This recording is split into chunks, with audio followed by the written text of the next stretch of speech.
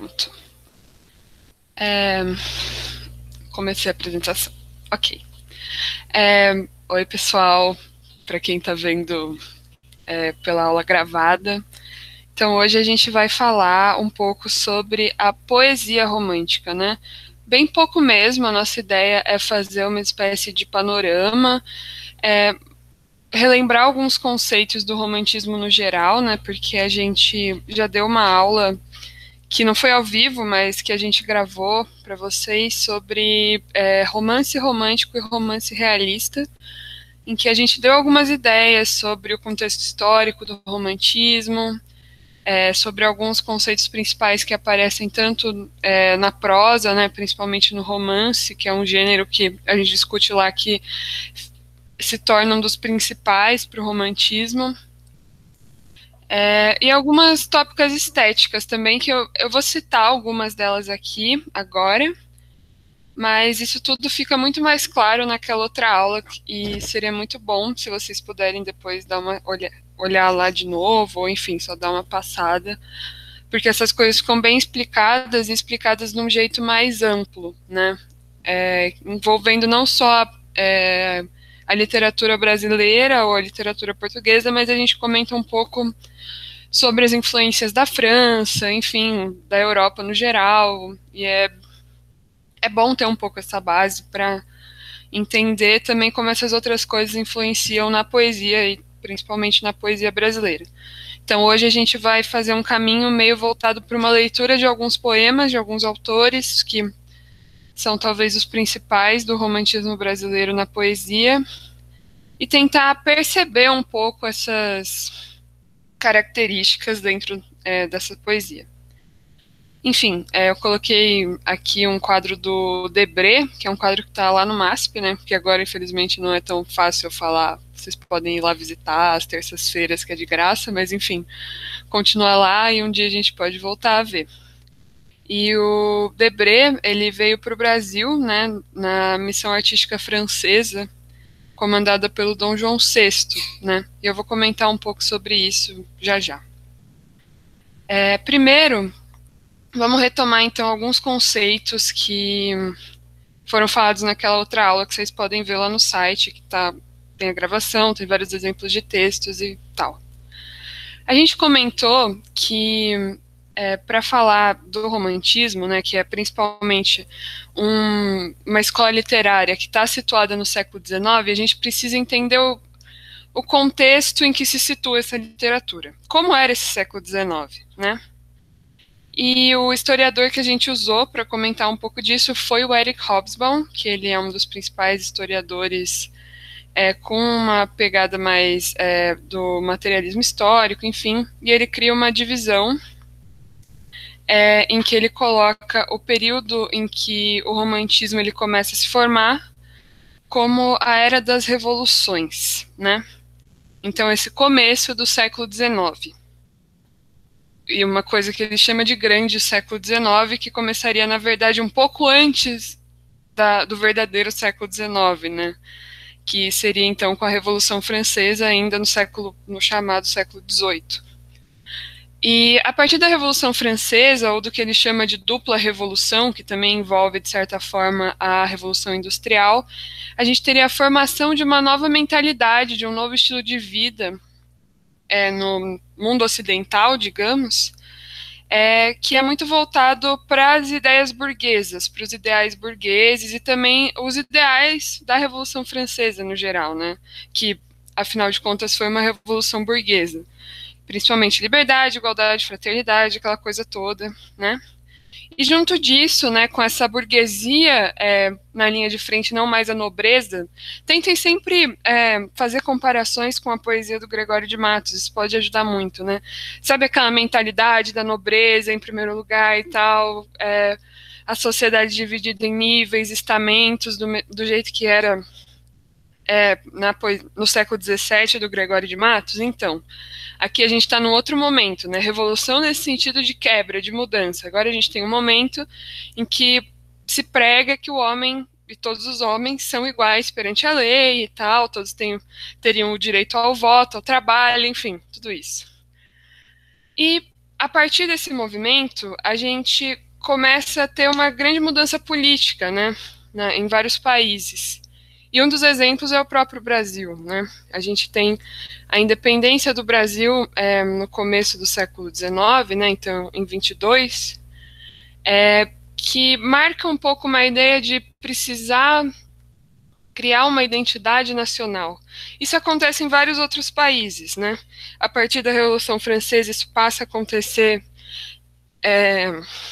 na França, com a independência dos Estados Unidos, ou o que eles chamam de Revolução Americana, né? Isso também passa a acontecer por lá. Enfim, diversos lugares tentam bolar um jeito de criar uma identidade nacional, né? De fazer com que as pessoas sintam alguma identificação com o lugar em que elas estão vivendo, né? E isso é feito de diversas formas em diversos países, né? Mas já a gente vê isso mais de perto no caso brasileiro. Então, só relembrando alguns conceitos, eu não vou ler tudo isso aqui que está do lado direito, mas só relembrar algumas coisas importantes, né?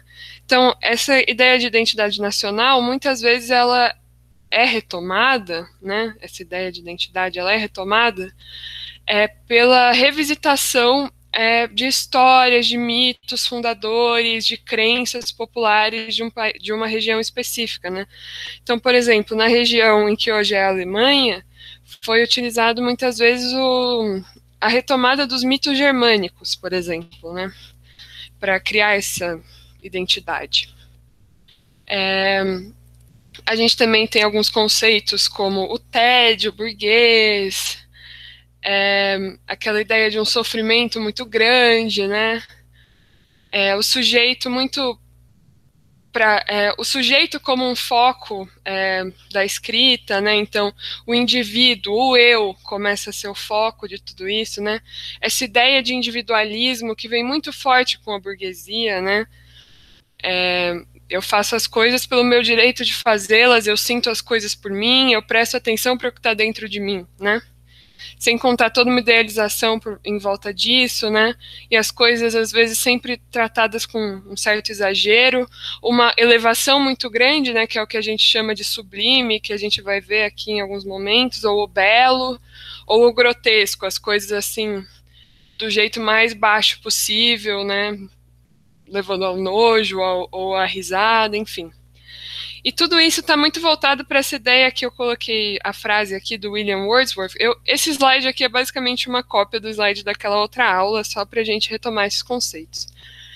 William Wordsworth, que é um dos estudiosos desse romantismo, né? Ele cita, né, num texto dele, que eu me esqueci o nome agora, mas ele diz que a poesia romântica, ela estaria voltada, então, essa poesia seria o transbordamento espontâneo de sentimentos intensos. Ou seja, a poesia, ela vem para mim num ímpeto de inspiração e eu basicamente vomito toda essa poesia para fora. É como se eu, poeta, na verdade, tivesse uma genialidade, essa palavra ela começa a surgir nessa época, inclusive. Eu sou um gênio, é como se eu nascesse com esse dom de ter essa poesia e ela vem até mim, ela entra em mim e eu só preciso cuspir isso, né? É como se eu estivesse transbordando tudo isso, né? É espontâneo, são sentimentos intensos. Percebe como isso é diferente da poesia do Gregório de Matos? Que é uma poesia voltada para o engenho, que é uma poesia voltada para o estudo, para o jogo de palavras e tudo mais. Eu não estou falando que essa poesia não é assim, porque na verdade ela é. Vocês vão ver isso. É uma poesia muito voltada para a forma, mas que de certa maneira ela tenta disfarçar que esse é um dos seus focos. A ideia é tentar mostrar que tudo é um transbordamento, que tudo é espontâneo, os sentimentos são espontâneos, e que aquela poesia, inclusive, do século XVII, inclusive o próprio Gregório de Matos, muitas vezes foi esquecido por esse pessoal, por eles considerarem aquilo artificial demais, né? E a ideia aqui é tratar as coisas com mais intensidade e no de dentro, né? Não que isso seja verdade, mas é o que se tentava fazer. Alguma dúvida até aqui, gente? Eu tô falando com clareza, eu estou um pouco, sei lá, só retomando, tentando ser rápida, mas espero que esteja tudo certo. Tudo certo, né? Respondam, se vocês puderem, no chat. Ou falem. Não me deixem sozinha. Beleza. Ok. Vamos falar então um pouco sobre o Brasil. Bom, a Revolução Francesa e depois a ascensão do Napoleão, né, que começa o seu império, né, vocês provavelmente já estudaram isso em história, fez com que a família real portuguesa tivesse que fugir e criar uma nova sede do império, né, que passa a ser o Brasil. Com isso, a família do Dom João VI, que passa um bom tempo aqui até as coisas se acalmarem lá pela Europa, eles acabam investindo muito no Brasil, né? Principalmente na região do Rio de Janeiro, que é onde a família real ficava. Mas também outros lugares que foram capital e tal, né? Como Salvador e tal. Esses lugares começam a ter um investimento muito forte da coroa, que, sei lá, o Brasil, sendo colônia, nunca teve isso antes, né? Era o pessoal meio que largado aqui. Mas na época do Dom João VI, ele então cria o Banco do Brasil, né, aquele Banco do Brasil que existe até hoje. Ele funda vários museus, teatros, enfim, várias coisas. E a gente começa a ter muitas pessoas que passam a vir para cá junto com a família real, né? Outras pessoas que vêm fugidas, e as pessoas começam a se estabelecer aqui, né? Depois, com a independência pelo Dom Pedro I, isso se acentua. E o investimento de uma cultura passa a ser uma espécie de necessidade, porque como o Brasil rompe com Portugal, né, tenta romper completamente com Portugal, a ideia é que o consumo cultural, né, até porque a questão comercial também ficou um pouco complexa, né, vocês sabem aquele caso da Inglaterra e tal, né, dos panos e vinhos, eu não lembro o nome, enfim, preciso revisar essas coisas. Mas, enfim, Brasil, não podendo ter relações diretas com Portugal, rompe muitas vezes em casos comerciais, mas também em casos culturais, precisa começar a ter suas próprias manifestações, e todas elas precisam, de certa forma, incentivar as pessoas a acreditarem que elas estão numa nação delas. Pensem comigo, tipo, quem eram as pessoas que moravam aqui até o século XIX, né? Os portugueses, que vieram de Portugal morar aqui, mas que se consideravam portugueses desde o período da colônia, né? A gente viu isso muito forte com o próprio Gregório de Matos, né? Que apesar de ter nascido aqui, ele era muito apegado às questões de Portugal. Ele passou 30 anos da vida dele estudando, morando em Portugal, trabalhando lá. Então, mesmo as pessoas brancas que nasciam aqui, elas se consideravam muitas vezes portuguesas.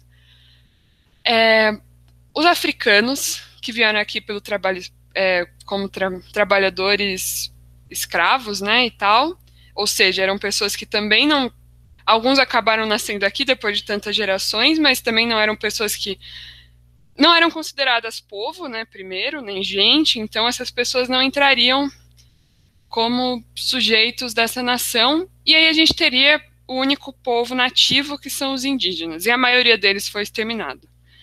Então, não existia uma ideia para nenhuma dessas pessoas de uma identidade nacional, tipo, eu sou brasileiro, eu sempre me soube brasileiro. Então isso precisou ser forjado. E muitas vezes algumas histórias foram retomadas para que essa ideia viesse, enfim, mas os meus colegas vão explicar isso um pouco melhor mais para frente, né, principalmente falando do indianismo. Mas enfim, fica clara essa ideia para vocês, né, e depois também quando o Dom Pedro I volta para Portugal, e aí a gente tem o golpe da menoridade, o Dom Pedro ele precisa assumir o trono e tal, né? E o Dom Pedro II, ele, de certa forma, a gente pode dizer que ele era um grande intelectual.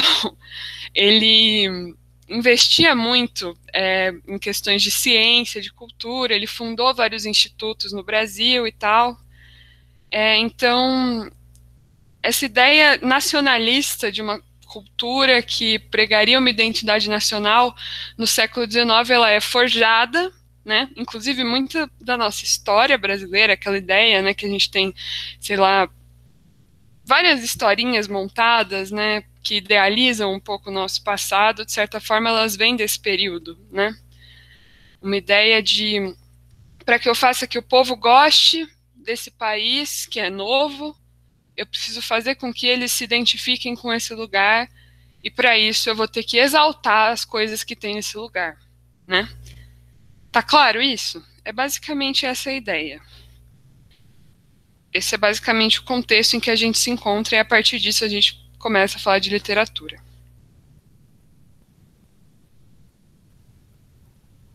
Oi, gente. Aqui a gente elencou as 3 gerações do romantismo, né? Essa palavra geração às vezes pode dar a ideia de que, tipo, veio uma depois da outra, tanto que, na verdade, essa geração indianista é considerada a primeira, a ultrarromântica a segunda e a terceira é a condoreira. Mas elas não têm uma separação temporal muito fixa, assim, não é tipo, acabou a indianista, agora veio a romântica e depois a condoreira. Às vezes elas acontecem um pouco concomitantemente.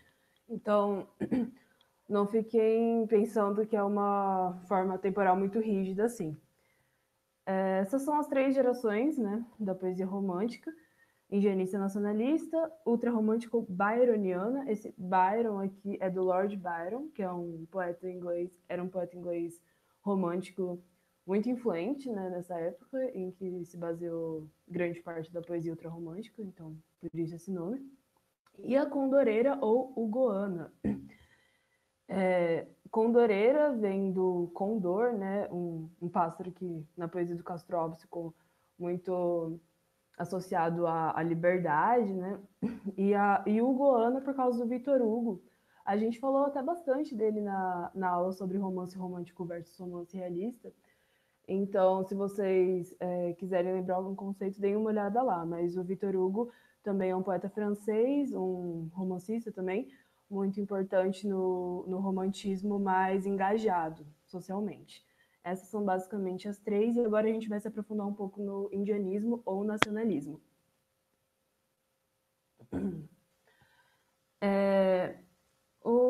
Essa é a primeira geração, nacionalista ou indianista, e a gente vai falar um pouco sobre as tópicos importantes. Isso que está aqui, poetas membros do IHGB. O IHGB foi o Instituto Histórico e Geográfico Brasileiro, e ele foi muito importante no cenário do indianismo porque ele meio que contava com membros da elite letrada, assim, da corte e outros intelectuais aqui, como alguns poetas, né, que a gente conhece, o Gonçalves Dias, o Gonçalves de Magalhães também. E, enfim, esse instituto foi bastante responsável por uma produção de conhecimento sobre a figura do indígena e que repercutiu, né, com essas discussões sobre a estética do indianismo enquanto um movimento, um projeto literário mesmo. Então, algumas tópicas do nacionalismo. É importante a gente entender que o indianismo ele se concentra sobre a ideia da nação, né, como explicou a Sofia. Então, é preciso construir uma figura de nação para construir esse sentimento de nacionalidade, de patriotismo. Nesse sentido, os objetos da literatura precisam estar de acordo com o espaço geográfico que a gente vive muitas vezes. Daí a exaltação da fauna e da flora. Então, o espaço que vai se dar essa literatura indianista é o espaço tropical, as florestas, por exemplo. E daí vem também a figura do índio, né, como o herói romântico. Então, o poeta indianista vai usar e abusar da figura do indígena, e de um jeito que, às vezes, ele se equipara bastante à imagem do cavaleiro medieval que a gente colocou aqui. Para explicar isso, acho que a gente tem que ter uma noção de que o poeta romântico ele é uma espécie de saudosista, né, de um outro tempo, tanto de um outro tempo no sentido brasileiro, quer dizer, ele quer resgatar essa figura do indígena de uma forma anterior, né, à dominação portuguesa, mas também uma nostalgia que, se a gente perceber essa nostalgia no sentido diante de Portugal, em relação a Portugal, é uma nostalgia em relação ao passado ainda mais remoto do que a expansão marítima que trouxe os portugueses para cá. E é assim que eles recuperam muitas imagens da Idade Média, da literatura medieval, que é, por exemplo, esse cavaleiro que a gente colocou aqui. O cavaleiro cortesão, então, fica muito próximo da imagem do índio na poesia indianista. A gente vai ver alguns exemplos em que isso fica bem claro. Então, de algum modo, os poetas indianistas colocando o cavaleiro, o herói romântico, como o índio guerreiro, é uma forma de você reivindicar, né, essa nacionalidade que eles buscavam. Afirmar que existe uma literatura nacional que está se fazendo, em contrapartida com o que vinha se fazendo na Europa, né? Então, é uma reafirmação da nossa identidade nacional, mas, ao mesmo tempo, resgatando formas europeias mesmo, mas anteriores ao agora, né? Ao que estava a literatura que estava produzindo agora. Por isso, várias referências à Idade Média são bastante visíveis nessa poesia romântica. Isso acaba mais ou menos, tem bastante a ver com esse anti-lusitanismo que a gente colocou aqui, né? Mas, de uma certa forma, é preciso ter cuidado com essa palavra anti-lusitanismo, porque, como eu disse, né, gente, é um resgate de uma forma que é europeia, né, por um lado. E também, outra coisa que eu esqueci de falar aqui em cima sobre o índio próximo à imagem do cavaleiro medieval.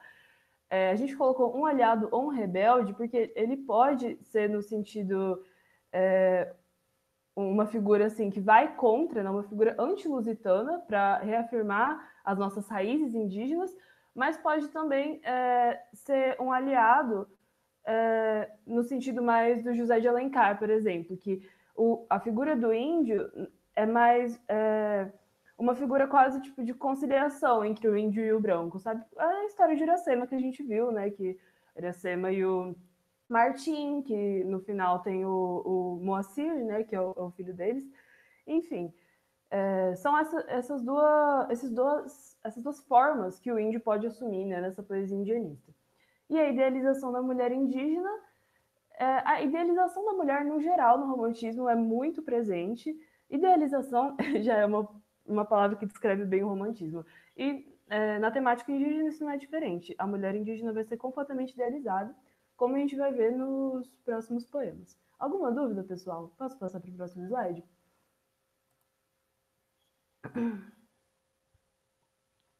Bom, vou passar então. Qualquer coisa vocês escrevem no chat. Beleza. Canção do Exílio, quem vai falar é o Guilherme. Oi, gente, não tinha dado oi até agora. Bom, vamos lá falar sobre esse poema que acho que várias pessoas já devem ter ouvido falar, talvez tenham visto no colégio. Enfim, esse é um poema muito famoso do Gonçalves Dias, que é o principal poeta da chamada fase nacionalista e indianista, né, da poesia romântica. E, bom, antes de entrar no poema, eu vou falar um pouquinho sobre ele. O Gonçalves Dias era maranhense, era filho ilegítimo, né, na linguagem da época, ou seja, né, o pai dele teve um filho fora do casamento com uma mulher que era, na linguagem também usada, cafusa, ou seja, ela era filha de indígenas e africanos, ou, enfim, talvez alguém tenha nascido no Brasil, mas uma pessoa negra. Então, o Gonçalves Dias, ele, algumas vezes na época, ele também era visto como mulato, né? Depois a gente vai falar sobre um outro autor que ele se afirmava como negro e chamado Luiz Gama, e dá para dizer que ele faz uma literatura afro-brasileira, né? Esse é um conceito mais recente. Mas o Gonçalves Dias, não, ele não chega a esse ponto na literatura dele, né? Mas enfim, interessante saber quem ele era. Mas Então, aí ele cresceu, né? O pai dele resolveu ficar com ele, né? Enfim, tinha dinheiro e proporcionou para ele estudar em Coimbra, como todo mundo fazia, ia lá fazer direito em Coimbra, ou fazia em Recife ou lá no São Francisco, né? Aqui em São Paulo. Enfim, aí ele foi lá para Coimbra estudar direito, depois voltou e fez parte do IHGB, do Instituto Histórico Geográfico Brasileiro, ou seja, ele depois esteve ligado ao poder no Brasil, de certa forma, né? Quase como um funcionário público.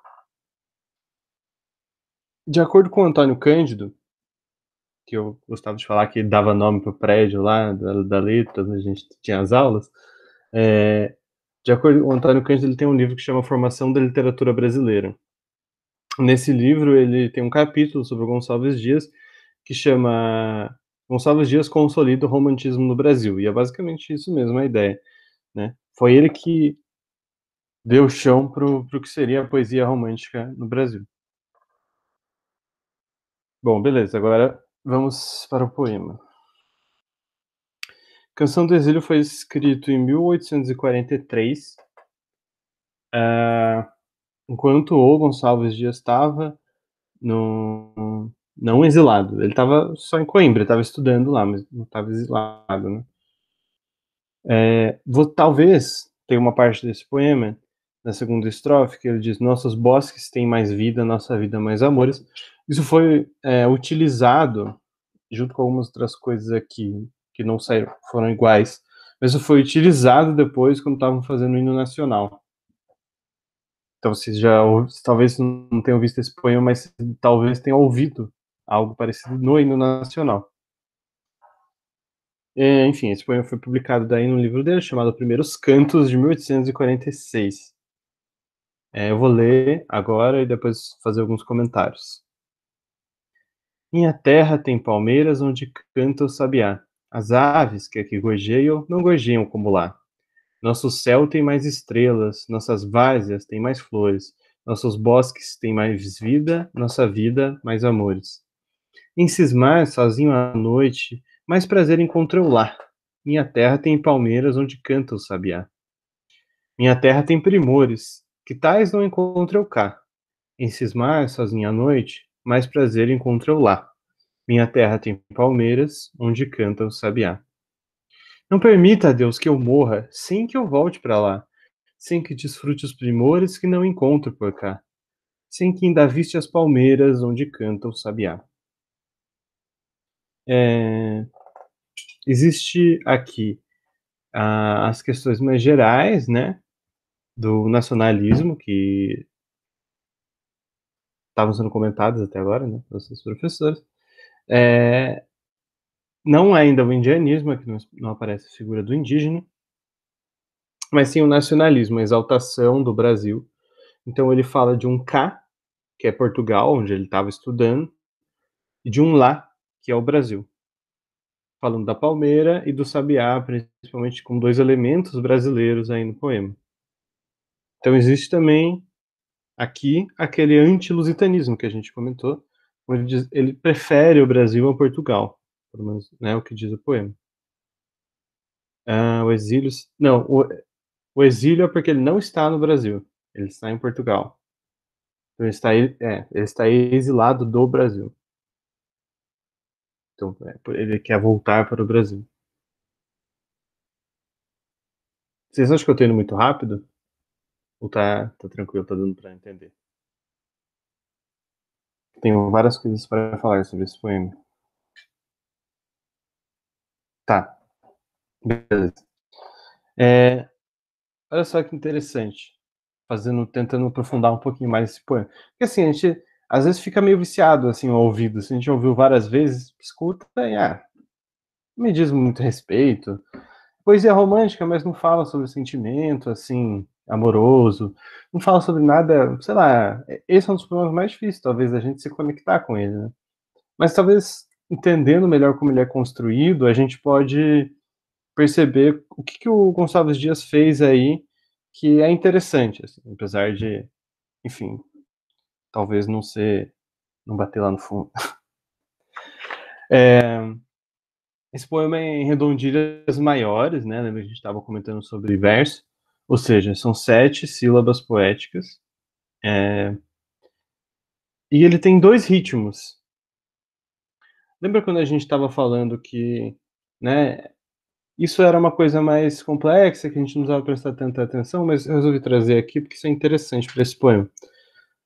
Os ritmos são a marcação entre as sílabas fracas e fortes, e como isso se repete. E isso vai ficar muito mais claro no próximo poema. E isso é muito importante pro Gonçalves Dias, para toda poesia romântica, mas o Gonçalves Dias isso fica bem forte. Então ele faz, porque no romantismo as pessoas começaram a usar mais livremente isso. Não era tão, sei lá, preso em convenções igual o que acontecia antes, por exemplo, que a gente viu no Gregório de Matos. Então ele faz assim: minha terra, aí é mais forte, né? Minha terra tem palmeiras. Então é fraco, fraco, forte, fraco, fraco, forte.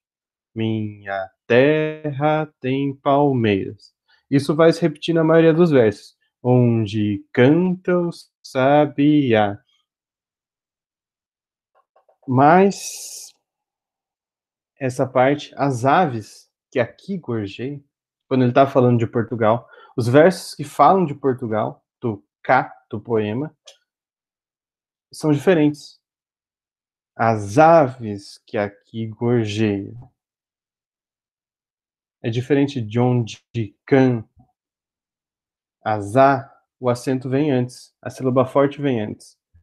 E essa sílaba forte que ele usa para falar de Portugal é um jeito de fazer o verso que era muito comum na poesia portuguesa. Então, o que ele cria aí é esse jogo que, para construir o sentido do poema, ele está dentro do ritmo dos versos. Eu anotei aqui um outro exemplo. Por exemplo, tem um outro verso que tem não é só esse as aves que é aqui gorjinho, que é diferente. Que tais não encontra o cá também tem um ritmo diferente. Mas se a gente for lendo os outros, aquilo lá que eu falei, tá, tá, tá, tá, tá, tá, tá. Nosso céu tem mais estrelas, nossas várzeas têm mais flores.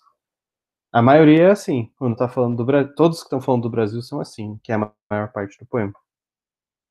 Enfim, esse é um poema que talvez muita gente conhecia, então tentei trazer algo que pudesse ser novo, né, que pudesse acrescentar alguma coisa para a leitura do poema e que, quando a gente vai fazer análise da poesia, é legal entrar nessas questões do ritmo.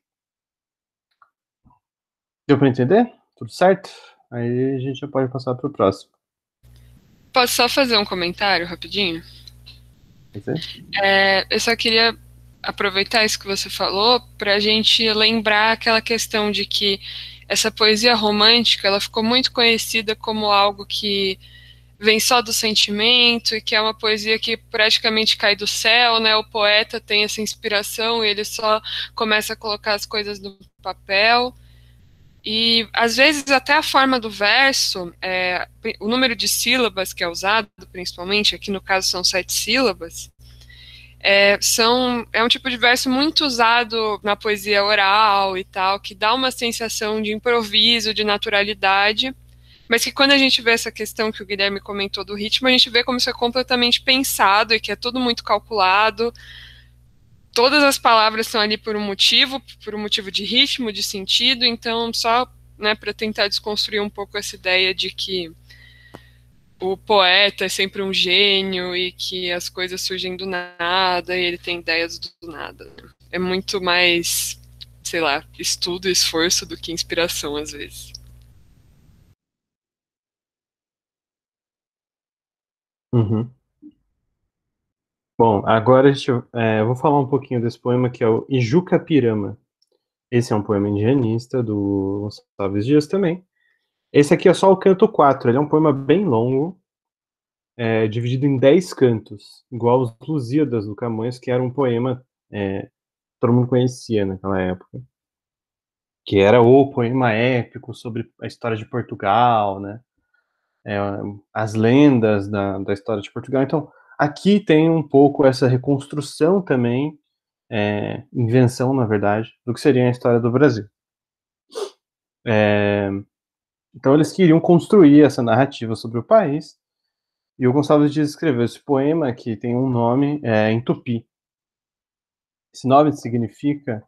ele pôs uma nota que não é exatamente isso, mas o que as pessoas que estudam tupi dizem, e que é mais ou menos isso também, significa aquele que é nascido para morrer, ou aquele que nasceu para ser morto, o que deve ser morto.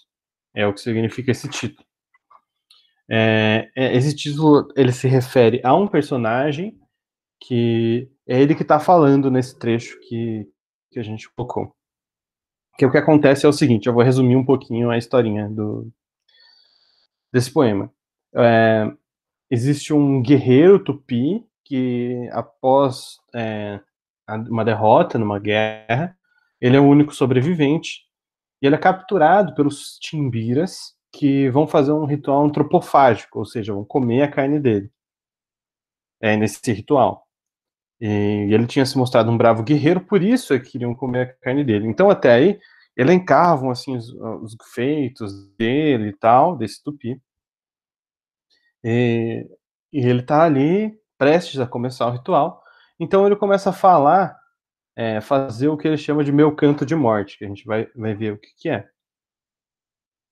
E aí ele vai falar sobre um pai dele que é cego, enfim.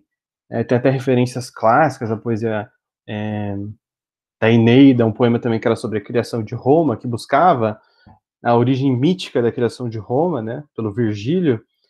O Enéas, né, que é um nome meio bizarro pra gente, porque a gente sabe, tem um político completamente louco que tinha esse nome.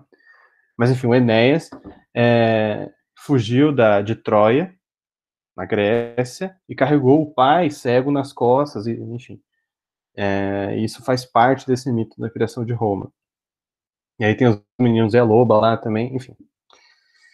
E aí, nesse poema, esse indígena, né, esse tupi, ele também tem o pai dele que é cego, que tem um momento também que ele carrega o pai nas costas. Então tem toda essa construção, assim, do que seria clássico para a Europa, trazido para uma narrativa supostamente brasileira. E aqui os indígenas, eles são como os cavaleiros medievais, tem essa coisa da honra, assim, muito importante. E esse poema é épico, só lembrando que é gênero épico. É um gênero de poesia. Esses gêneros faziam mais sentido quanto mais passado a gente vai indo, depois eles vão ficando mais difusos, mais misturados. Mas o que seria, na teoria, esse gênero épico? Um gênero menos sentimental, não fala tanto de um eu, mas é uma coisa mais objetiva, narra uma história. Tem essa coisa de narração, de contar uma história, acontecimentos. E geralmente ele fala de personagens elevados, ou seja, o que são personagens elevados ou nessa teoria? Heróis, semideuses, deuses, enfim. E basicamente essa é a coisa clássica desse gênero épico. Esse poema é assim, né? Só que tá contando uma história de indígenas, né? Então tem essa coisa do romantismo brasileiro. Eu vou ler agora. Não vou fazer mais muitos comentários. Não sei que vocês queiram mais alguma coisa. Esse poema ele tem vários ritmos, cada canto vai mudando. Tem versos longos, acentos diferentes, tal. E o que eu vou ler aqui, ele é mais curto, como vocês estão vendo, e reparem numa coisa quando eu estiver lendo. Como o ritmo, como essa coisa da guerra, essa coisa, né, da força, isso que o Gonçalves Dias queria ressaltar do cavaleiro, como isso fica forte no ritmo do poema. Quando eu for ler, vocês vão sentir assim a batida, assim, como se fosse umas batidas assim no canto guerreiro mesmo. Olha só. Meu canto de morte, guerreiros, ouvi. Sou filho das selvas, nas selvas cresci. Guerreiros descendo da tribo tupi. Da tribo tupi pujante, que agora anda errante, por fado inconstante. Guerreiros nasci. Sou bravo, sou forte, sou filho do norte. Meu canto de morte, guerreiros, ouvi. Já vi cruas brigas de tribos e migas, e as duras fadigas da guerra provei. Nas ondas mendaces, senti pelas faces os silvos fugaces dos ventos que amei. Ele já tá contando que ele fez muita coisa, e aí ele vai falar do pai dele. Vai implorar para que não matem, para que não comam, não matem ele, porque ele precisa do cuidado do pai dele. Ao velho coitado, de penas ralado, já cego e quebrado, o que resta morrer. Enquanto descreve o giro tão breve da vida que teve, deixai-me viver. Não viu, não ignavo, mais forte, mais bravo, serei vosso escravo, aqui virei ter. Guerreiros não coro do pranto que choro, se a vida deploro, também sem morrer. E o que acontece depois, no final do poema, é que desistem de fazer o ritual antropofágico porque ele se mostra alguém que não tem honra, né? Ele se mostra fraco, que não tem coragem. Aí eles falam, pode ir então, a gente não quer mais. E aí quando esse guerreiro volta e encontra o pai descobre o que aconteceu, porque o pai fala, como é que você voltou? O que aconteceu? E aí o pai fala, não, você não é meu filho, se você chorou, se você foi fraco. Então o que acontece? Esse guerreiro tupi tomado de, assim, né, ele fica numa situação meio complicada, né, para dizer o mínimo. Aí ele declara guerra sozinho a todos os Timbiras e mata vários, assim, vai para cima. Ele mata vários até que o chefe dos Timbiras chega e fala: "Não, para a guerra. A gente vai fazer um ritual com você, porque você mostrou que você é forte e é corajoso." E aí o pai esse, né, homem cego, já velho, pai desse guerreiro, chora de alegria pelo filho depois ser devorado, enfim, mas pelo filho manter essa honra. Então você vê que por mais que alguma coisa possa ter a ver com os indígenas, de fato, não é exatamente assim não é exatamente assim que o ritual antropofágico funciona. Mas o que está marcado aqui é essa coisa militar da honra como um cavaleiro medieval. Enfim, acho que era isso que eu tinha que falar sobre esse poema. Se alguém tiver alguma dúvida, se quiser dizer alguma coisa, senão podemos passar.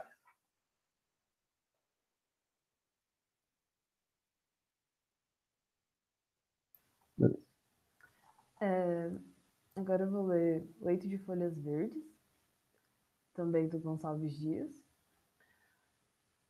Aqui fica bem claro também a retomada da forma medieval. Então, vamos ler e depois comentar um pouquinho.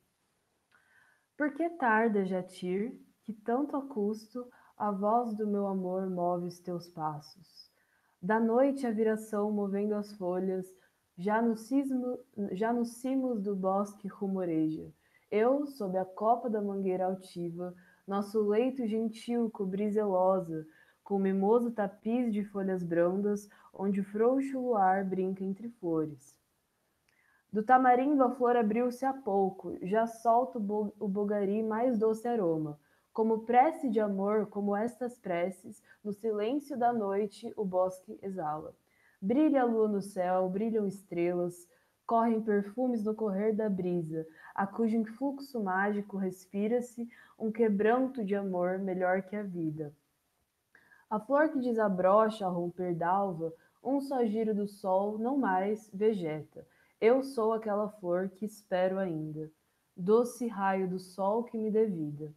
Sejam vales ou montes, lago ou terra, onde quer que tu vás, ou dia ou noite, vai seguindo após ti meu pensamento. Outro amor nunca tive, és meu, sou tua. Meus olhos, outros olhos nunca viram. Não sentiram meus lábios, outros lábios nem outras mãos de Atir, que não as tuas. A arazóia na cinta me apertaram. Do tamarindo a flor jaz entreaberta. Já solta o bogari mais doce aroma. Também meu coração, como estas flores, melhor perfume ao pé da noite exala. Não me escutas, Jatir, nem tardo acordes a voz do meu amor que em vão te chama. Tupã, lá rompe o sol, do leito inútil, a brisa da manhã sacuda as folhas. A gente tem, então, uma voz poética feminina, que que faz a gente lembrar imediatamente da cantiga de amigo, das cantigas trovadorescas. Não sei se vocês se lembram da literatura trovadoresca, né, mais medieval, em que as cantigas de amigos eram escritas por homens, né, por poetas homens, mas com a voz poética feminina, da imagem da amiga. Então, essa amiga aqui está ocupando a voz poética e a gente pode presumir que ela é uma índia, né? Por causa das diversas referências ao espaço tropical, ao tupi, né? O tupã, a arazóia, enfim, tem uma plena convivência assim, de palavras de origem tupi dentro dessa forma medieval europeia. Então, isso é muito interessante para a gente entender o poema e o indianismo, né? O que está acontecendo nesse poema? Essa moça está esperando o amado dela, né? Que poderia ocupar essa figura também do cavaleiro medieval, que no caso é o Jatira. A gente pode imaginar que ele é um índio guerreiro, não se sabe. O que acontece aqui é que essa índia está esperando, está cobrindo zelosa, ela está se preparando para a chegada dele. E impaciente, né? Parece que ela está meio que cindida entre uma aflição que está impaciente que ele chegue, mas ao mesmo tempo uma esperança apaixonada de que já já ele vai chegar. E daí, nessas primeiras estrofes, parece que existe toda uma preparação do leito. Sim, vai ser postado no site, pode ficar tranquilo. A gente está postando todas as aulas e as gravações no site, de nada. Então, nas primeiras estrofes, parece que é isso que acontece, né? A preparação do leito para que ela possa, quando o Jatir chegar, desfrutar do encontro amoroso deles, consumar o amor deles no ato sexual, que fica um pouco mais sugerido mais para frente. E essa preparação envolve até a natureza. Parece que a natureza aqui funciona como uma espécie de extensão dos sentimentos do eu lírico, no caso da amada, do Jatir, né, a mulher que espera. Então, a própria natureza se prepara. O Bolgari solta o mais doce aroma. A noite vai sacudindo as folhas, vai movendo as folhas, e os cimos do bosque, existe um rumor na floresta. Então, a natureza, ela mesma, ativamente se preparando para a espera desse Jatir que tá vindo, né? Que é a esperança da amada. Isso é uma coisa também que é muito presente na Idade Média, a natureza enquanto uma extensão dos sentimentos do eu lírico.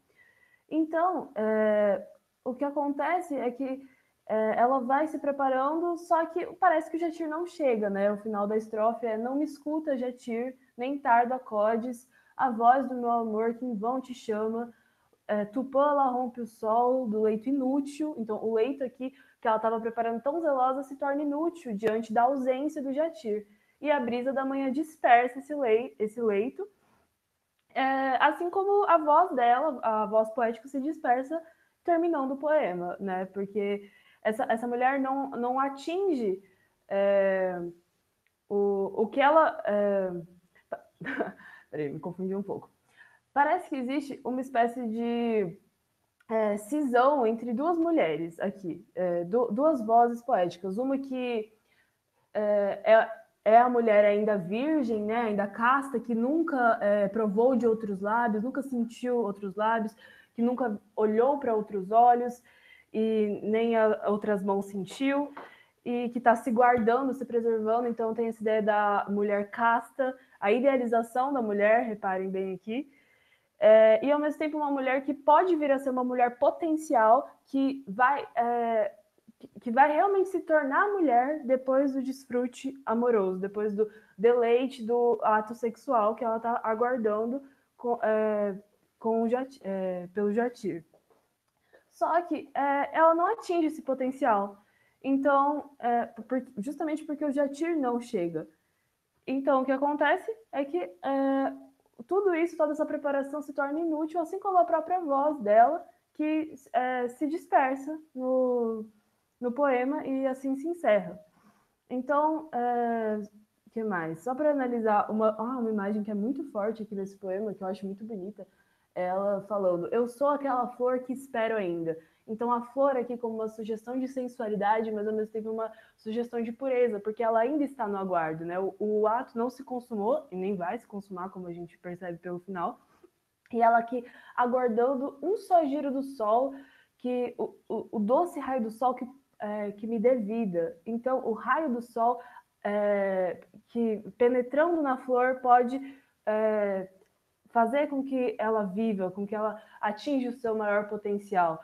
A flor, uma metáfora para a figura feminina, né? A flor bela, a flor imóvel, a flor passiva, diante do sol, que tem essa energia masculina,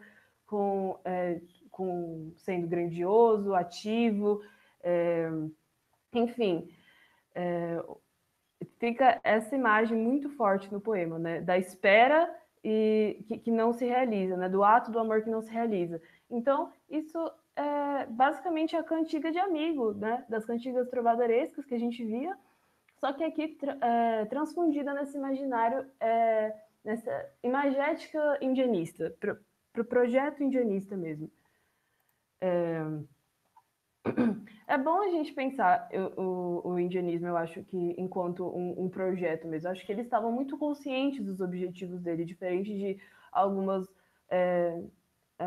outros movimentos, né, na literatura que às vezes são muito espontâneos, né? Até é engraçado dizer isso, porque o romantismo tem todo esse negócio da espontaneidade, do transbordamento dos sentimentos intensos e tudo mais, mas os objetivos deles são bem pontuados, né? Como a gente viu. Aqui isso aparece bastante visível. Enfim, gente, vocês têm alguma dúvida?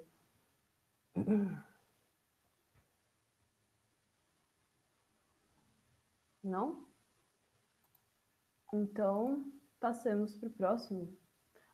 Esse poema a gente vai passar por cima, né, dele. A gente vai ter que comer. Se vocês quiserem dar uma lida nesse poema depois, ele só é interessante porque ele é meio que um caso excepcional, assim, de uma mulher, né, Marabá, esse termo, é um termo indígena para mestiça ou para, né, uma mistura de indígenas e brancos, né, então é sobre essa moça, uma donzela, que tem todas as características de uma mulher no ideal branco de beleza dessa época, que ela é rechaçada pelos indígenas, então é interessante perceber um pouco esse jogo, assim, que ela fica falando coisas de uma beleza que é considerada, né, que a gente viu até no Gregório de Matos, como algo que é sempre super idealizado, mas como o Gonçalves Dias ele está trabalhando com essa ideia da voz do índio e tudo mais, ela acaba não sendo considerada essa mulher tão bela, né? Enfim, interessante. Mas vamos para o próximo. Bom, eu de novo. Agora chegamos na chamada segunda geração do romantismo, geração byroniana ultra-romântica, né?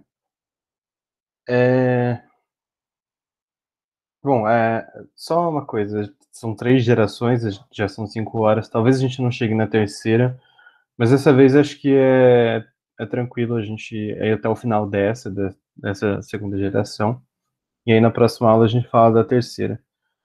Demora um pouco mais do jeito que a gente está fazendo, porque a gente tenta ler o máximo de poemas possível, o máximo de texto literário mesmo, para vocês terem contato, né? Não ficar só aquela coisa, falar conceitos assim que, sei lá. Enfim, mas vamos lá. A segunda geração, como a Dada já tinha falado, ela tem esse nome também em relação ao Byron, que era um lord inglês, escritor. Inclusive, fazia parte do círculo dele, né? Como a gente não falou de nenhuma mulher escritora, ela não é brasileira, mas alguns de vocês talvez conheçam, que é a Mary Shelley. Ela fazia parte do círculo do Byron. Ela escreveu Frankenstein, que é uma história que talvez pouca gente lê, né, no original, mas que ela, assim, deu um monte de filme, assim, talvez uma coisa que muita gente já ouviu falar, pelo menos, ou já viu alguma coisa relacionada. Já viu uma referência em alguma outra coisa sobre o monstro do Frankenstein. Frankenstein não é o nome do monstro, é do médico que cria. Tem um filme sobre ela? Não sabia. Massa. Eu não conheço esse filme, mas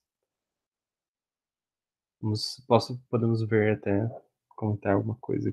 Enfim. Bom, essa geração do romantismo aqui que a gente vê aquele o eu lírico. Na outra aula a gente falou de eu lírico. Aqui que dá para sacar melhor o que é o lírico, porque essa geração é a expressão do eu lírico totalmente. Algumas tópicas colocadas aqui, né, nos nossos slides são sentimentalismo exacerbado, individualismo, pessimismo, fixação com a morte, tédio e melancolia. Então você já vê que, tudo bem, tem uma parte que é o sentimento, assim, muito forte, o sofrimento de amor, assim, aquela coisa absurda, e isso chega ao ponto de ser relacionado com a morte, né, que é de um jeito tão exacerbado que chega próximo da morte, então, né, essas coisas estão ligadas.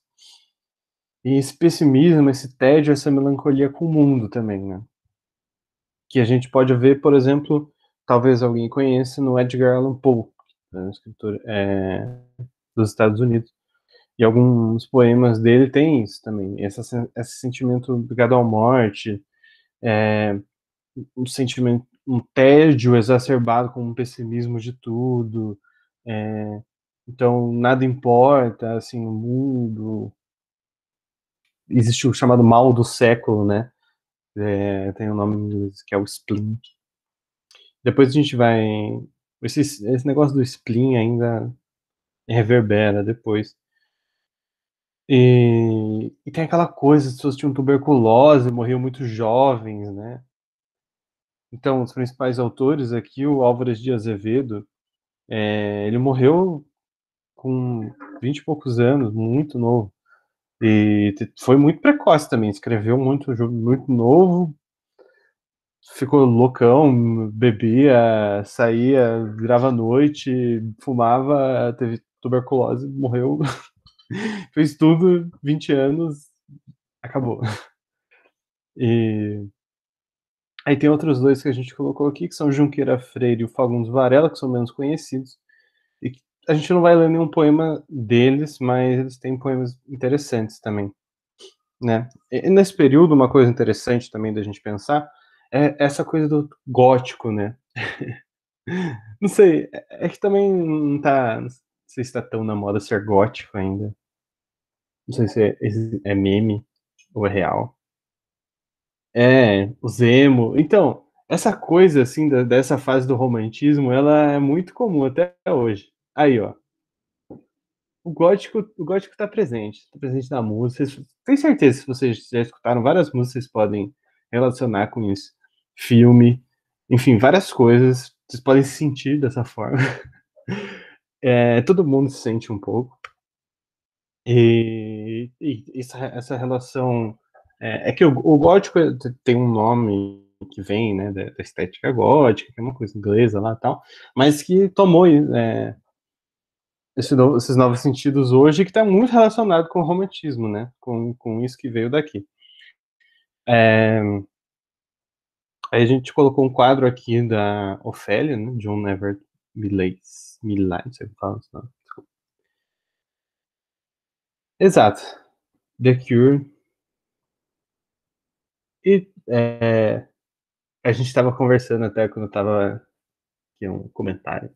Quando a gente estava montando a aula, né, preparando a aula, aí a Dada falou que eu esqueci o nome do cara, do O The Smiths. Morrissey. É que eu tava ouvindo The Smiths Morrissey. e eu fiquei pensando, nossa, mano, o Álvares de Azevedo poderia totalmente ter escrito isso, Sim. ter escrito esse poema, essa música. Enfim, comentário. É bem essa. É isso aí. Vida curta, intensa, muitos sentimentos. E aqui a Ofélia, né, que tem. Supostamente ela existiu, era uma nobre e tal, que assim, na história real, ou sei lá, na história oficial, é uma nobre que morreu afogada e ninguém sabe muito bem o que aconteceu. Mas aí ela aparece no Hamlet, né, no drama do Shakespeare, e ela se tornou uma espécie de lenda, não só no teatro, mas assim, uma lenda que depois povoou muito a mentalidade dessa época, do romantismo, que ela teria se suicidado por uma desilusão amorosa, né? Essa coisa daquilo que não é realizado. Quando a gente estava vendo na última aula o Gregório de Mados, não era realizado. Ele sabia que tinha uma distância, tinha essa coisa de não realizar, assim, em relação à mulher amada, mas aquilo tinha a ver com aqueles preceitos, assim, muito católicos e tal.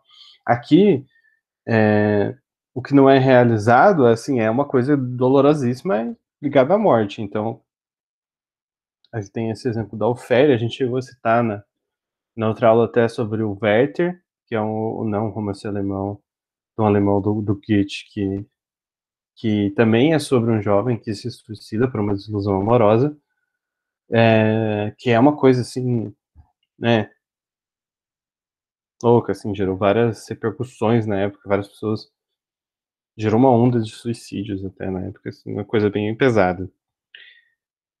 Mas enfim, basicamente o ultra-romantismo, até assim, o ultra-romântico, tem um pouco a ver com isso. E aí a gente vai ler uns poeminhas os poeminhas, uns poemas do Álvares de Azevedo, comentar um pouquinho sobre eles. Não sei se vocês quiserem acrescentar algo, se tiverem alguma dúvida.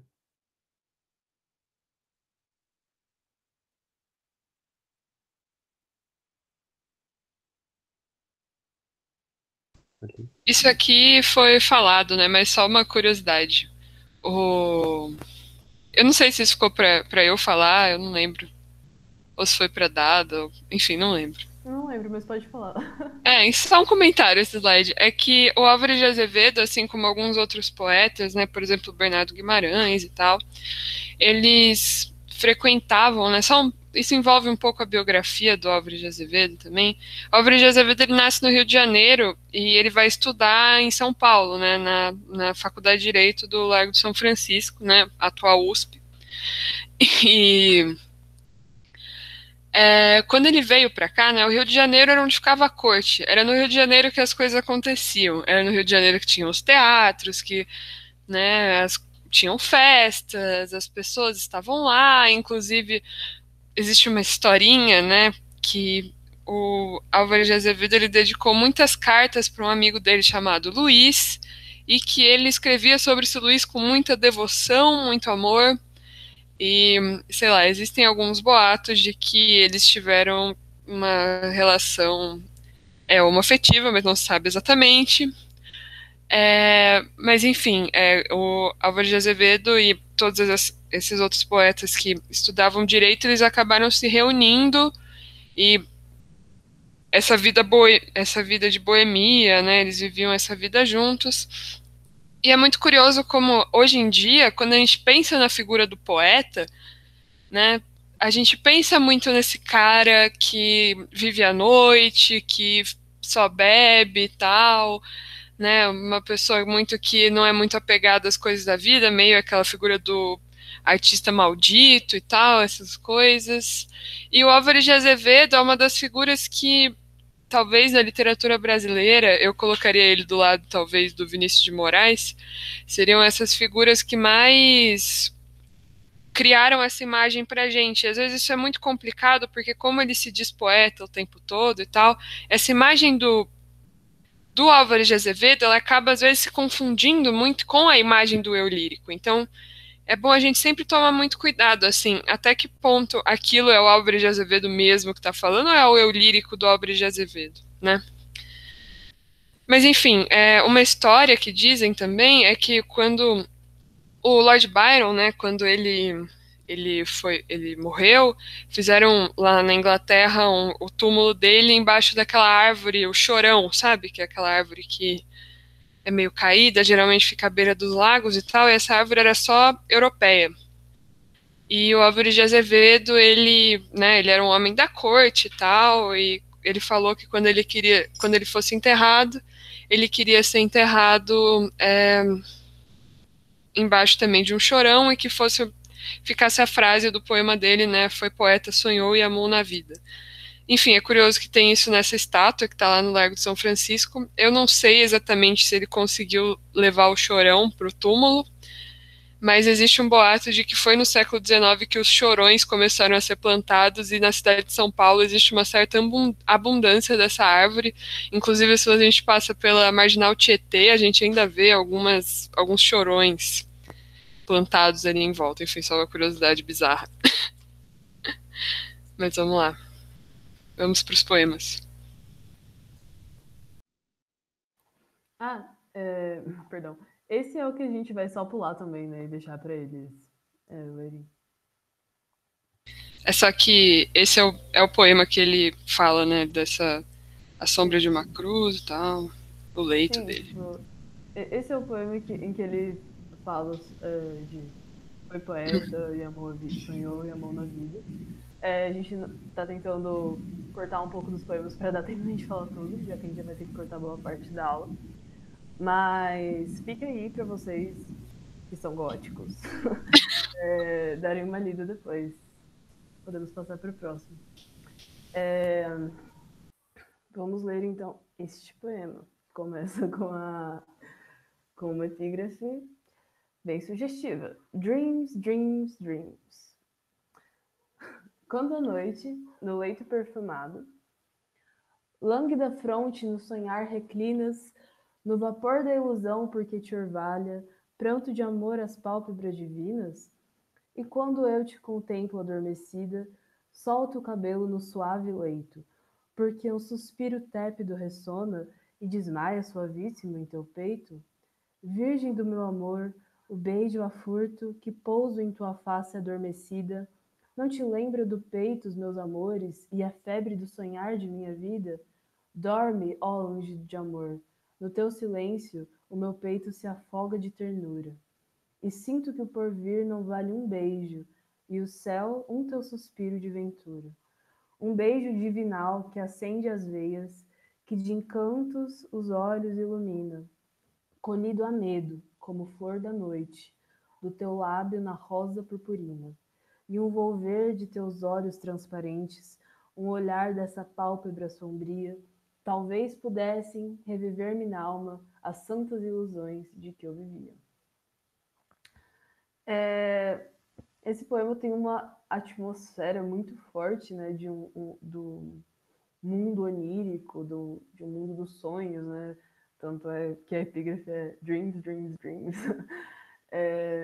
E isso fica muito forte, não só pela imagem que a gente tem explícita do eu lírico contemplando a sua amada adormecida, né? Sua amada que está dormindo, o que para os nossos dias isso seria um pouco bizarro, mas na obra de Azevedo é bastante frequente.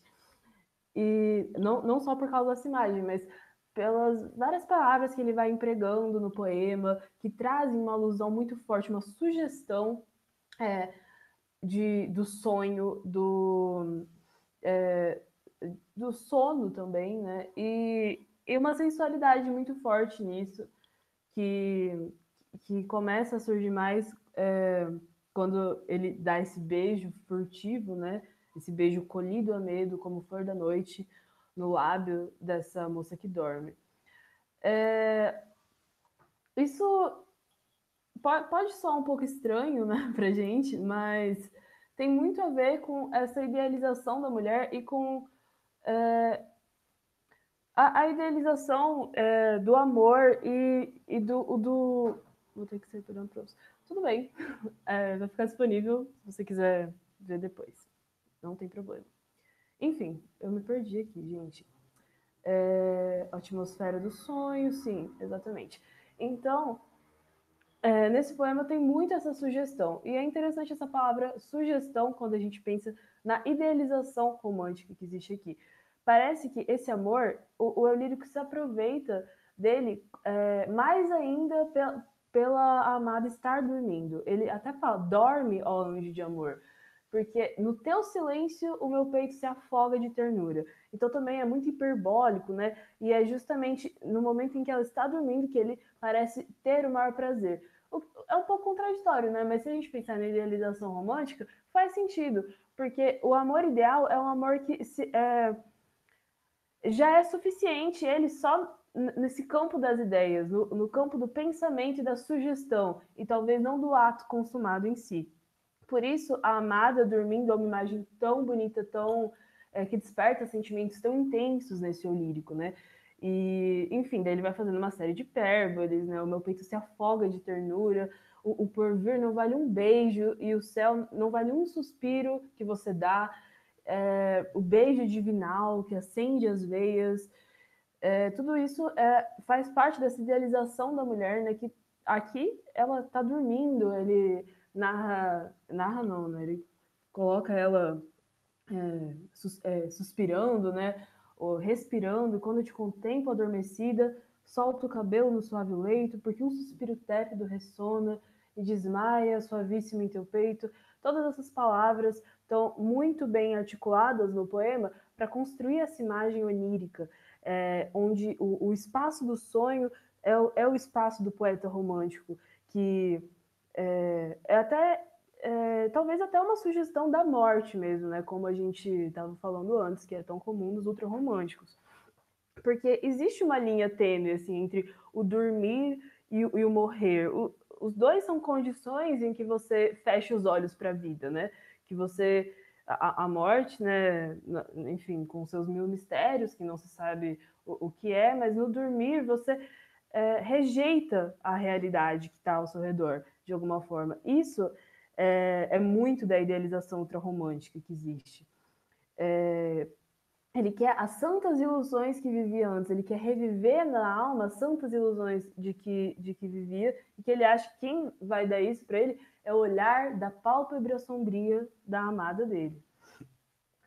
É realmente um poema completo de sugestões, né? E que fica muito claro esse tom sensual misturado com o caráter do sonho e da rejeição da realidade mesmo, que existe tanto na idealização ultrarromântica.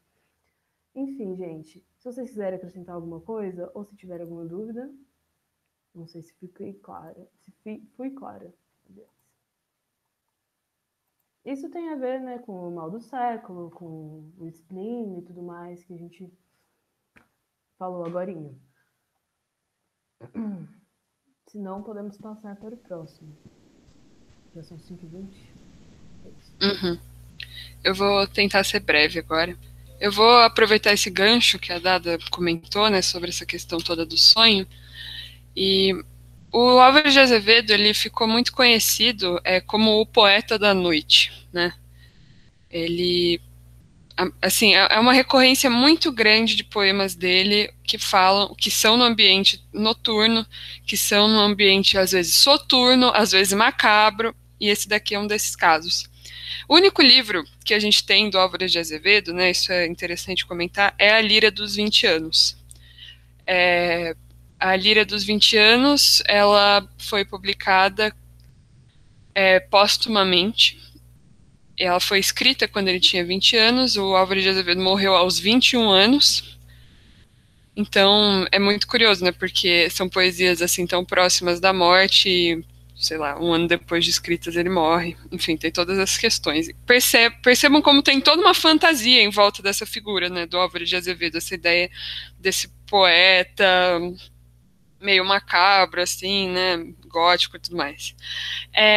Agora, para falar um pouco desse poema, eu estou me inspirando num ensaio do Antônio Cândido, desse livrinho aqui, que se chama Na Sala de Aula, que são basicamente resumos de aulas do Antônio Cândido, analisando alguns poemas. E eu vou me inspirar basicamente na análise que ele faz desse poema.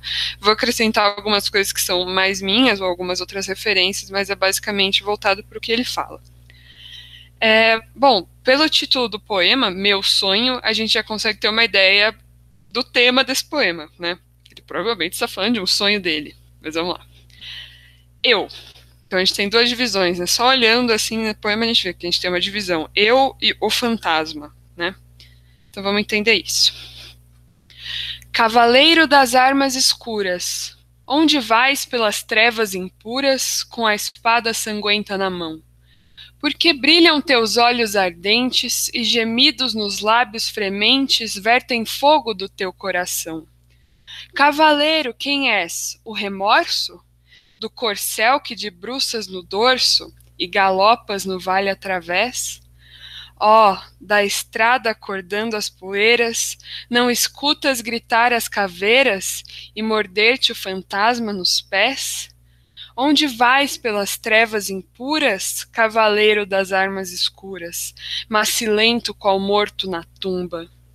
Tu escutas na longa montanha um tropel teu galope acompanha e um clamor de vingança retumba? Cavaleiro, quem és? Que mistério? Quem te força da morte no império pela noite assombrada a vagar? E aí tem outra voz. Sou o sonho da tua esperança, tua febre que nunca descansa, o delírio que te há de matar. Intenso. Bom, basicamente, né, o que a gente tem aqui nesse poema é, então, esse eu, né, esse sujeito, que é quem parece estar falando, né, a voz que aparece nessa primeira parte, sempre se dirigindo a uma pessoa, um ser específico que seria esse cavaleiro das armas escuras, né? E como ele já entregou para a gente que ele está no ambiente do sonho, né? As imagens, elas muitas vezes não são muito reais, né? Então a gente teria uma imagem desse cavaleiro que segura uma espada e que está cavalgando e parece que está chegando perto desse cara, né? Parece que ele meio que vai assistindo esse cavaleiro galopando, né? E aí ele vai perguntando, né? Ele pergunta o tempo todo para onde ele vai, o que que é isso, quem ele é, o que está acontecendo, ele não está percebendo, né? Não escutas gritar as caveiras e morder-te o fantasma nos pés? Você não percebe que você está sendo perseguido por um fantasma? Alguma coisa está acontecendo, né? Quem é esse cavaleiro, né? Fica nisso. E aí esse fantasma, né? Que parece que o cavaleiro e o fantasma parecem se fundir numa única figura. Ele responde para o eu. Sou o sonho de tua esperança, tua febre que nunca descansa, o delírio que te há de matar. Pensando em tudo que a gente falou, né, a ideia, né, o sentido ostensivo, né, esse sentido maior que esse poema dá, seria então de que esse cavaleiro que está vindo e que esse eu está vendo é pego então por esse fantasma que agora está diante desse eu lírico e que ele diz que é o sonho, é a febre e é o delírio, né? Parece que é uma gradação, assim. Parece que tudo nesse poema vai aumentando e está sempre se aproximando, né? Então, eu sou o sonho da sua esperança, né? No primeiro momento, depois do sonho para a febre para o delírio, que vira uma coisa assim completamente que toma o sujeito, né? E outra coisa que é muito curiosa nesse poema é o ritmo, né? O ritmo desse poema é muito importante. Esse poema ele é feito em 9 sílabas poéticas. Cavaleiro das armas escuras, onde vais pelas trevas impuras, com a espada sanguenta na mão. São sempre 9. Mas não só. Do mesmo jeito que o Guilherme mostrou os acentos, aqui os acentos são muito importantes. São sempre 2 breves e uma longa, né? Esqueci o termo, né? 2 fracas e uma forte. Então, cavaleiro das armas escuras, onde vais pelas trevas impuras. E aí o efeito que dá, espero que vocês ouçam que eu vou bater na mesa agora, é basicamente esse. Tá, tá, tá, tá, tá, tá, tá, tá, tá. Tá, tá, tá, tá, tá, tá, tá, tá, tá. Cavaleiro das armas escuras, onde vais pelas trevas impuras. O que parece ser esse barulho, né?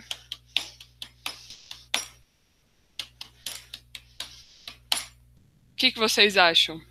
Podem responder se vocês quiserem. O que vocês acham que pode ser esse barulhinho? O galope. Exatamente, é o galope do cavaleiro. E esse cavaleiro, do cavalo do cavaleiro, né, a louca. Ele parece que está se aproximando, existe um nome para isso, né, para esse tipo de ritmo, que é o cavalgamento. Então, ele está sempre chegando, né, e ele vai dominando esse ritmo, né, e quando a gente chega na parte que o fantasma, parece que o negócio está aumentando, assim. O poema, ele vai, parece que ficando cada vez mais soturno nas imagens, existe esse aumento, assim, das coisas que vão aparecendo, e é um ambiente muito escuro, ele fala de treva, ele fala de escuro, é tudo muito escuro, e isso ainda é reforçado pelos contrastes, né, dessa espada que tem na mão dele, os olhos que brilham, as caveiras, né, que parecem estar ali, como se tivesse um contraste, né, do branco das caveiras e esse lugar escuro, e tudo isso, né, vai ficando cada vez mais, né, macilento, qual morto na tumba, retumba, né, e, nossa, meu Deus. E aí, quando a gente chega nessa gradação do sonho, da febre, do delírio, que parece que é finalizada pela morte, né, então parece que esse desejo do eu lírico seria, no fim das contas, a morte, e chegou o fantasma para pegar ele nesse sonho, né. Parece que as coisas só vão aumentando, né? Muito curioso. O Antônio Cândido, no fim da interpretação dele, ele dá uma sugestão que é um pouco complexa, um pouco complicada, e que vocês podem concordar com ela ou não. Mas, como a gente viu, né, que a Dada mostrou que nesse lugar do sonho, o poeta, ele geralmente é nesse lugar irrealizável e idealizado que ele tem a concretização dos desejos, ou pelo menos, né, concretização até dessa própria idealização, né, é o momento do sonho, do sono em que eu posso chegar perto da amada, no máximo roubar um beijinho dela, mas óbvio que eu nunca vou consumar isso, né, porque aí vai acabar com a minha idealização, né, qual é o ponto? Mas, enfim, parece que esse ambiente do sonho, do sono, é sempre um lugar onde essa conflagração, essa imaginação, ela ficaria mais forte e voltada para a ideia de desejo. É no ambiente do pesadelo, em que eu teria, né, a repulsa ou o medo. No ambiente do sonho, eu teria o desejo, de certa forma, né? Bom, o Antônio Cândido, ele diria, basicamente, ele diz, né, que existem algumas imagens nesse poema que podem ter sugestões fálicas, como, por exemplo, a espada sanguenta na mão desse cavaleiro, e esse cavaleiro que vai se aproximando, esse ritmo que vai se aproximando, né, e essa coisa que vai aumentando, e que é sugerida pelo ritmo, né,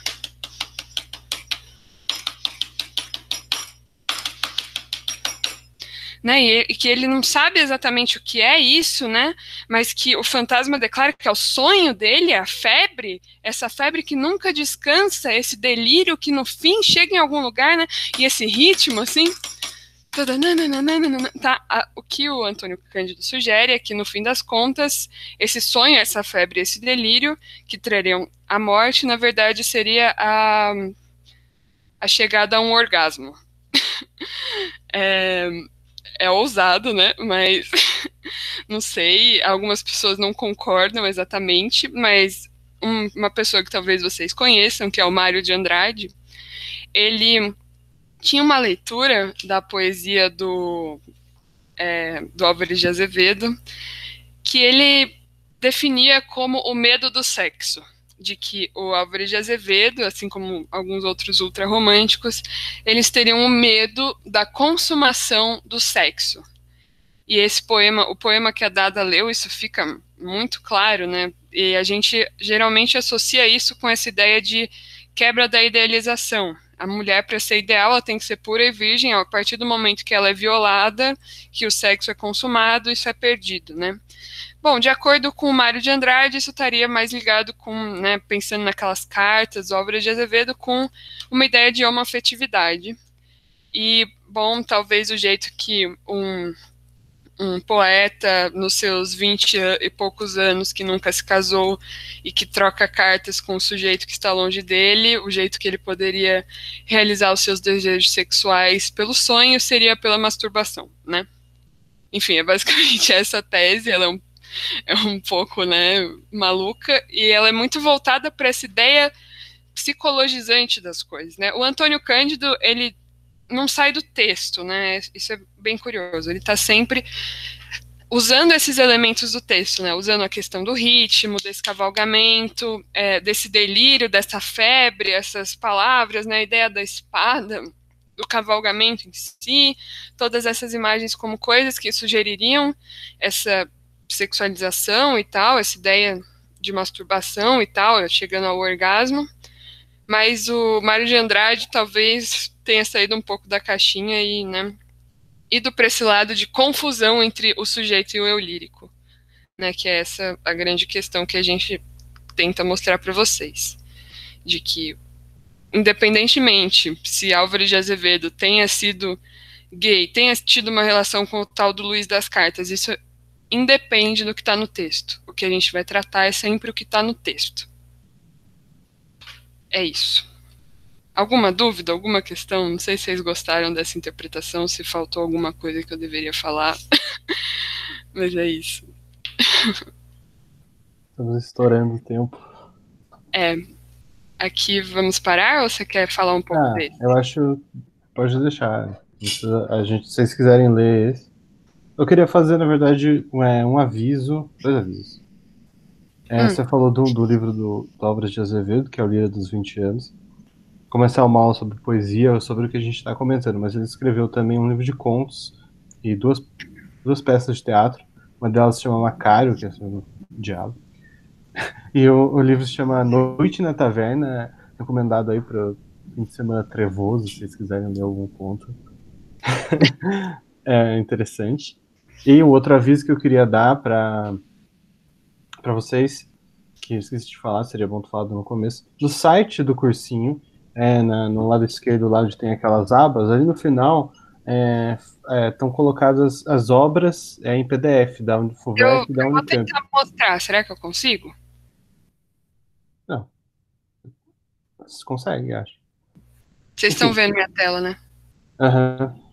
Aqui, ó, gente. Aí, se alguém não tinha visto tal, então tá aí, então, tipo, dá pra acessar. É uma merda ler em PDF no computador, mas. Enfim, Todos já estão dá um. vendo agora, né?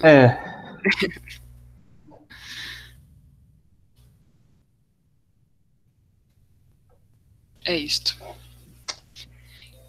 sei se a Dada Então, quer falar alguma coisa. vou voltar lá. Não podemos ir encerrando, né? Porque estamos já 4 minutos a mais. É isso, então, gente. Na próxima aula, então, a gente fala da terceira fase e vamos comentar um pouco sobre os condoreiros.